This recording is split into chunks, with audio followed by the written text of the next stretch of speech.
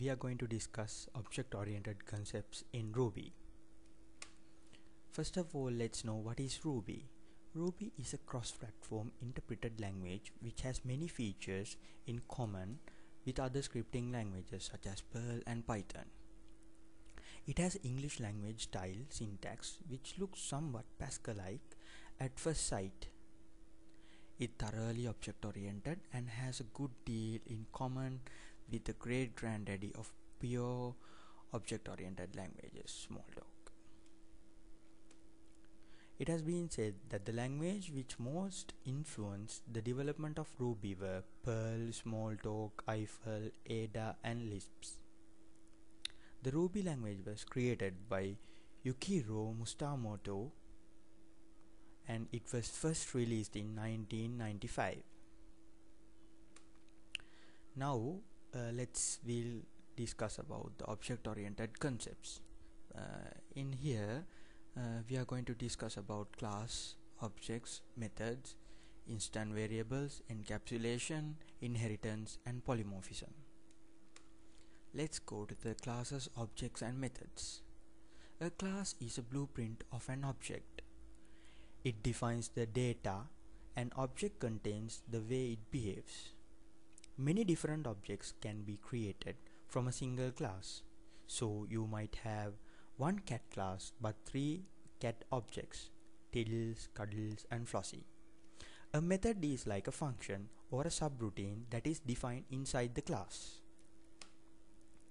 The main difference of Ruby is every chunk of data from a simple thing like numbers and string to complicate things like files and modules is treated as an object. And almost everything you do with an object is done by the method.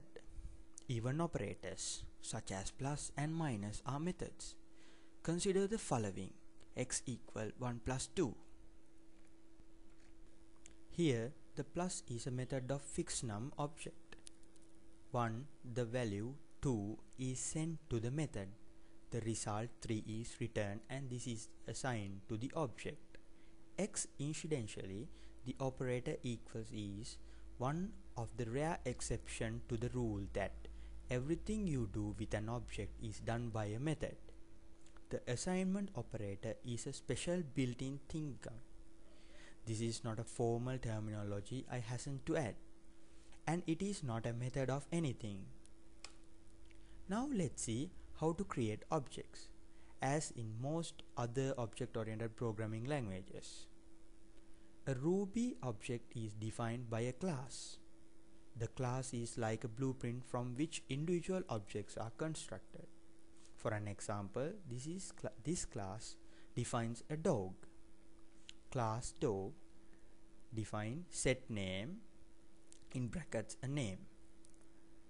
At my name equals a name.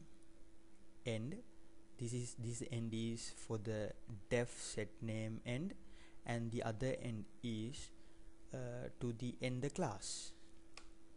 Note that the class definition begins with the keyword class and the name of the class itself, which must begin with an uppercase letter. The class contains a method setName. This takes an incoming argument, a name. The body of the method assigns the value of a name to a variable called @myName. Variables begins with an character are instance variable. That means they are belongs to individual objects or instance of the class. It's not necessary to pre-declare the instance variable. I can create instance of the dog class, that is dog objects, by calling the new method. Here I am creating 2 dog objects. Note that the Y class names begin upper letter, object names begin with lower letters. Let's see the example. My dogs equal dogs.new. Your dog equals dog.new. At the moment, these 2 dogs have no names. So the next thing I do is call the setName method to give names. Okay, let's see the example. My dog.setName Fido. Your dog.setName is Bonzo. Having a given each dog name, I need to have some way to find out its name later on. How shall I do this? I can't poke about inside an object to get at name variable. Since the internal details of each object are known only the object itself, this is a fundamental principle of pure object orientation. The data inside each object is private.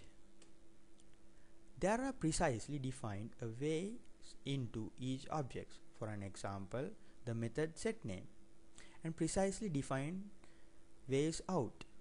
Only the object itself can mess around with its internal states. The outside world cannot. This is called data hiding, and it is a part of the principle of encapsulation. Let's talk about the encapsulation. In Ruby, encapsulation is not quite as rigorously enforced as it initially appears. There are some very dirty tricks that you can do to mess around inside an object. For the sake of clarity, we shall for now silently pass over these features of the language. Since we need each dog to know its own name, it's provide the dog class with a getName method. Def getName return at my name end. The return keyword here is optional. When it is omitted, the Ruby methods will be return the last expression evaluated. For the sake of clarity and to avoid the unexpected results from methods of the more complexity than this one. Inheritance. Inheritance is a relation between two classes. We know that all cats are mammals and all mammals are animals. The benefit of inheritance is that the classes lower down the hierarchy get the features of those higher up, but can also add specific features of their own. If all mammals breathe, then all cats breathe. In Ruby, a class can only inherit from a single other class, not like Java or C#. Some other languages support multiple inheritance, a feature that allows classes to inherit features from multiple classes, but Ruby doesn't support this. Let's take an example. We can express these concepts in Ruby like this.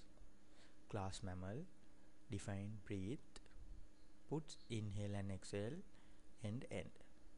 And the cat class cat, inherit from mammal, def speak, puts meow, end.